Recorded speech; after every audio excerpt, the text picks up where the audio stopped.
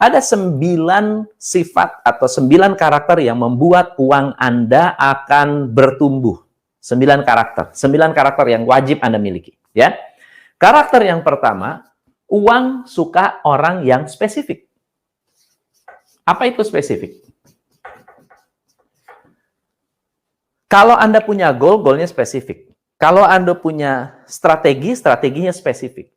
Kalau Anda melayani, melayani dengan cara yang spesifik. Kalau Anda punya skill, skill Anda harus spesifik. Ya, spesifik artinya mendetail. Uang suka hal yang detail. Kalau ada orang pengen sukses, suksesnya kayak apa? Spesifik nggak? Nggak jelas. Please Anda spesifikkan. Anda pengen maju, majunya kayak apa? Tolong dispesifikkan. Yang kedua adalah yakin. Banyak orang punya keinginan, sudah spesifik, tapi nggak yakin. Kalau bukan Anda yang yakin, siapa yang mau yakin? Kalau bukan Anda yang meyakinkan diri Anda sendiri, siapa yang akan meyakinkan Anda? Ayo, siapa? Nggak ada. So, orang yang yakin, ada 2 orang. Ya, saya dan calon customer. Saya adalah orang yang lebih yakin dan sangat confident dibandingkan dengan customer saya. Kira-kira bisa closing nggak? Sangat bisa. Kenapa? Karena orang yang yakin menguasai orang yang tidak yakin. Itu sudah rumus. Orang yang yakin akan menguasai orang yang tidak yakin. Orang yang tidak yakin akan mencoba berdekatan dengan orang yang yakin. Coba sekarang gini. Anda ada cerita menarik tentang Columbus, Christopher Columbus. Christopher Columbus pada saat di tengah laut dan krunya sempat panik ya. Ini orang tahu nggak nih mau pergi kemana?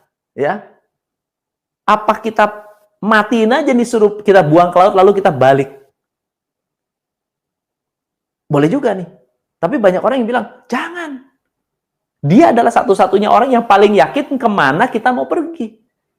Justru kalau dia dimatiin, dibunuh, kita bisa mati semua. Udah, kita biarin aja dia. Kita support aja. Jadi orang yang yakin akan lebih di-support, akan lebih didukung oleh orang-orang yang tidak yakin. Ya. Yang ketiga adalah kalau teman-teman yakin, maka harus tahu cara mendesain prioritas. Teman-teman gini ya, tahu nggak? Orang yang tahu menetapkan prioritas, orang yang tahu menetapkan tujuan, tahu mana benar, mana salah, cenderung lebih sukses. Setuju apa setuju? Setuju dong. Jadi misalnya gini, saya tahu nih, saya mau beli barang yang tidak penting. Ingat ya, uang pengen kaya, judulnya ujungnya, akhirnya. Ya, uang adalah permainan akhir, kekayaan adalah permainan akhir, bukan permainan awal. Contohnya, saya mau beli mobil mewah, permainan awal atau permainan akhir? Lihat aja akhirnya. Coba hitung, dalam 10 tahun, dalam 20 tahun, mobil itu akan bertambah nilainya atau jadi sampah. Anda membeli itu mainnya main awal atau main akhir. Kalau Anda tahu prioritas, Anda tahu Anda bermain akhir, Anda pasti nggak bakal membeli barang yang tidak akan bernilai dalam 10 tahun ke depan. Masuk akal ya? Anda punya uang, nih saya kasih tahu ya. Anda punya uang untuk membeli mobil mewah sekarang. Anda tahu, Anda punya duitnya buat beli mobil mewah. Oke? Katakan Anda bilang, oh gue mau nyicil. Oke, silahkan. Nah sekarang pertanyaannya adalah, kalau Anda punya uang, berarti Anda akan punya uang muka. Anda punya uang muka. Lalu kemudian Anda juga punya uang cicilan. Betul? Sekarang kita bermain permainan money game. Money game-nya gini.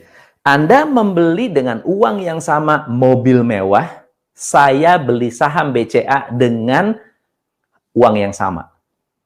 Deposit Anda 50 juta, kita cicil setiap bulan 10 juta. Sama-sama. Oke? Bedanya Anda beli mobil, saya beli saham BCA. Mana yang dalam 10 tahun lebih kaya? Gitu aja. Dari uang yang dikeluarkan dengan nilai yang sama. Ayo, yang mana? Yang beli saham BCA. Why? Tahu caranya memilih prioritas. Nah, next, yang keempat. Kalau Anda bertemu dengan orang, ya, Anda orang kaya, Anda orang sukses, Anda orang yang luar biasa, Anda orang yang hebat, punya duit banyak. Ketemu dengan dua orang. Yang satu menghormati uang kecil, yang satu lagi meremehkan uang kecil. Mana yang akan Anda percaya? Mana yang akan Anda percaya? Pegang perusahaan.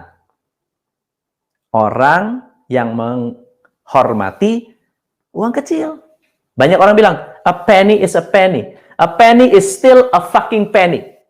Ya. Kalau nggak ada 1 rupiah, nggak ada 1 juta. 1 juta, nggak ada 1 rupiah. Kurang 1 rupiah, nggak jadi 1 juta. Betul ya? Kalau nggak tahu caranya mengelola uang kecil, jangan ngomong Anda pengen ngelola uang besar. So, karakternya adalah hormat. Respect. Respect uang kecil. Jangan sia-siakan uang kecil. Ini cuma 500 perak, udah jangan buang aja. Hati-hati loh. Hati-hati tuh. 500 perak, hormati. Oh, uang kecil, hormati. Diperlakukan dengan hormat. Rata-rata orang kaya, ini saya lihat ya, saya perhatikan ya. Rata-rata orang kaya, orang yang benar-benar makmur, sukses, dan kaya raya, duitnya rapi. Coba, kalau nggak percaya, coba cek. Coba cek, ayo. Yang punya teman orang kaya, nggak ada uangnya tuh kucal-kucal berantakan, bukannya apa-apa ya, bukan apa. Saya nggak tahu kenapa. Rapi. Kalau bisa uang baru semua. Coba deh perhatiin. Ya, coba deh perhatiin. Apa cuma saya aja atau Anda juga mengalami? Saya rasa itu adalah salah satu karakter yang mirip, teman-teman. So, hormat itu bukan untuk menghormati uang saja, tapi juga menghormati anak buah, menghormati orang tua. Teman-teman, kalau Anda menghormati orang tua, rezeki Anda tambah banyak nggak sih? Kalau Anda menghormati sesama, ya, menghormati guru-guru, kira-kira Anda bisa tambah nggak sih rezekinya? Menurut Anda gimana? Tambah nggak? Tambah nggak? Tambah, teman-teman. Ya. Yang kelima adalah sedekah. Sedekah itu nggak harus uang. Sedekah adalah sebuah mentalitas untuk tidak melekat. Itu menurut saya sedekah. Buat saya ya. Sedekah adalah istilah yang digunakan untuk berbagi, tapi buat saya sendiri, sedekah itu artinya Anda tidak melekat. Anda siap memberi, membantu, tulus tidak tulus, tidak melekat. Sedekah adalah salah satu cara untuk menciptakan proses menerima. Kalau Anda memberi, proses menerimanya mulai bergerak. Ya. Kalau Anda memberi, proses menerimanya akan mulai bergerak. Jadi berbagi ilmu, berbagi waktu, berbagi pikiran, berbagi tenaga, berbagi berbagi strategi. Ya, ini semua adalah sedekah, berbagi. Nah, intisarinya adalah nggak boleh pelit. Jangan pelit ilmu, jangan pelit waktu, jangan pelit. Berikan apa yang bisa Anda berikan dengan sepenuh hati. Ya, hari ini saya memberikan Anda, ya kalau saya bisa setengah-setengah, saya bisa setengah-setengah. Tapi saya nggak mau setengah-setengah, saya maunya sepenuh hati. Saya maunya memberikan, ya yang optimal dalam 1 jam tuh kayak gimana? Ya udah saya kasih lah. Oke, yang penting Anda menghormati juga, Anda menghargai juga. Kan ada banyak sekali orang yang, wah, orang dinasehati tapi nggak menghormati. Gimana bisa sukses? Ayo. Ya, gimana bisa kaya? Ada orang kaya ngasih tahu, ngasih masukan, nggak menghormati, ya gimana bisa maju, gitu ya. Yang keenam adalah uang suka pengetahuan. Kalau nggak percaya, uang suka ilmu pengetahuan. Kalau nggak percaya, ada orang pintar, ada orang nggak pintar. Anda akan mempekerjakan dua orang ini. Yang mana yang akan Anda gaji lebih gede? Yang berpengetahuan.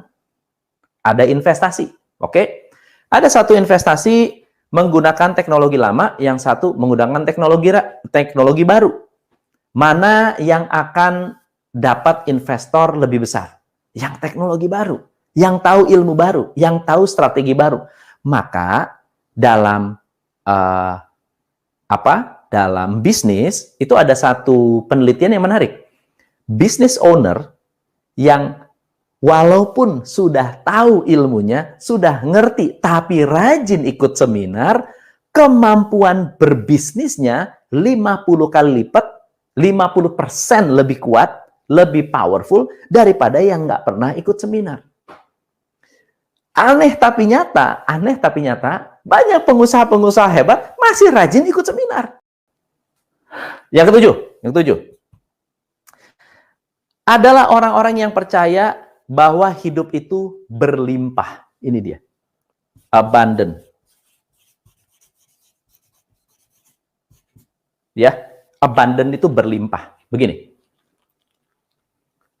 Saya mau nanya.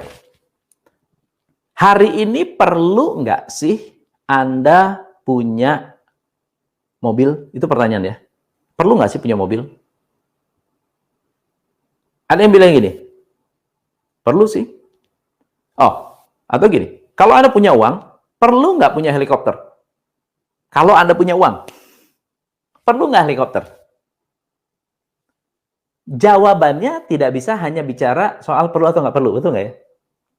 Tapi kalau orang yang spesifik, orang punya keyakinan, tahu prioritas, dia akan bertanya, gini, 10 tahun lagi, helikopternya jadi apa?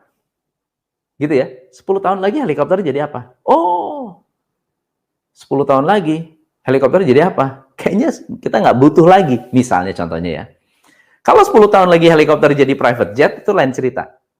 Ya, kenapa? Karena gara-gara saya punya helikopter, saya bisa mempercepat transaksi bisnis, saya bisa lebih banyak bertemu dengan calon customer, saya akan punya banyak strategi untuk mendatangkan customer baru, bukan hanya helikopter hanya buat foto.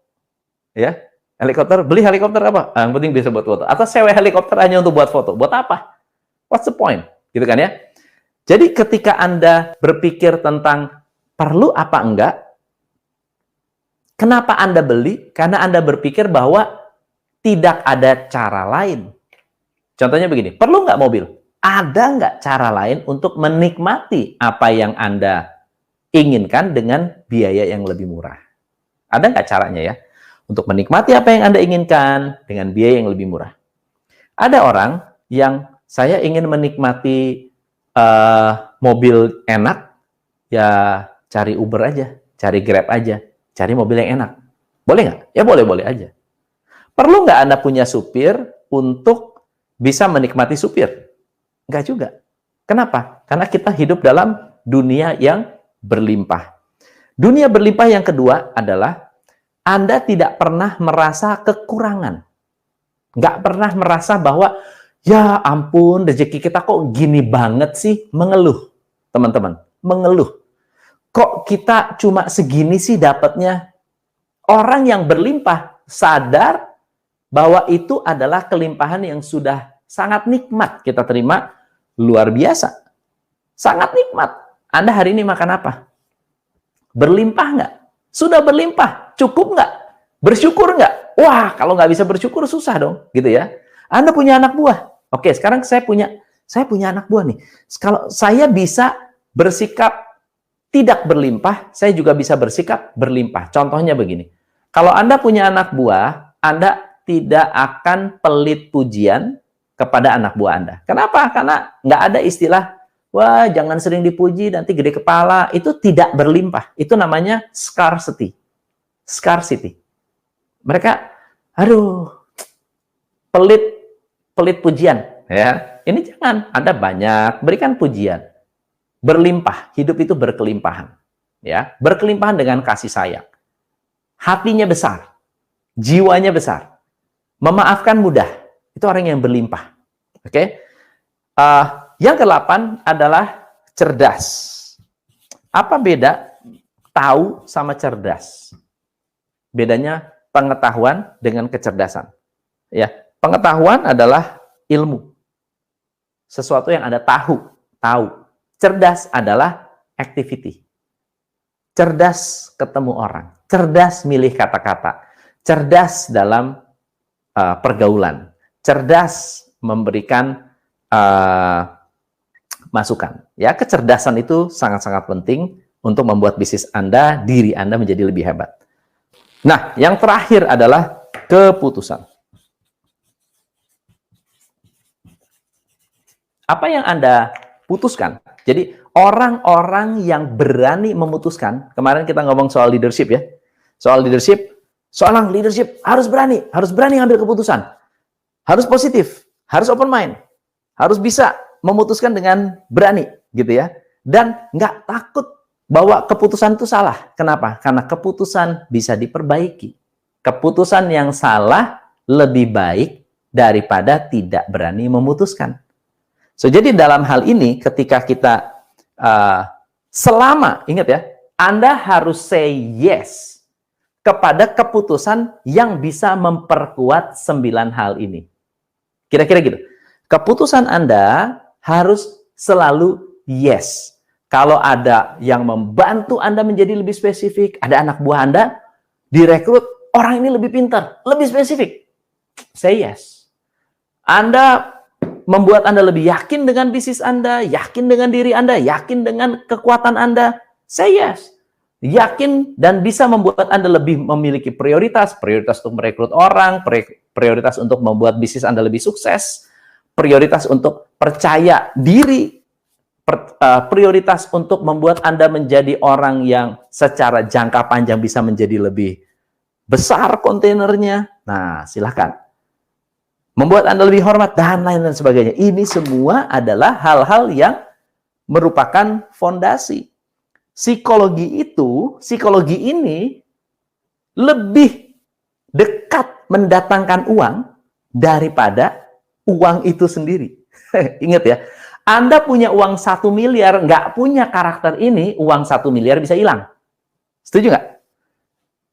Anda punya uang 1 juta rupiah, punya karakter ini, uang 1 juta bisa jadi 1 miliar. Masuk akal nggak? Kalau karakter ini nggak punya, uang 1 miliar bisa hilang. Kalau karakter ini ada, uang 1 juta bisa jadi 1 miliar. Gitu kira-kira.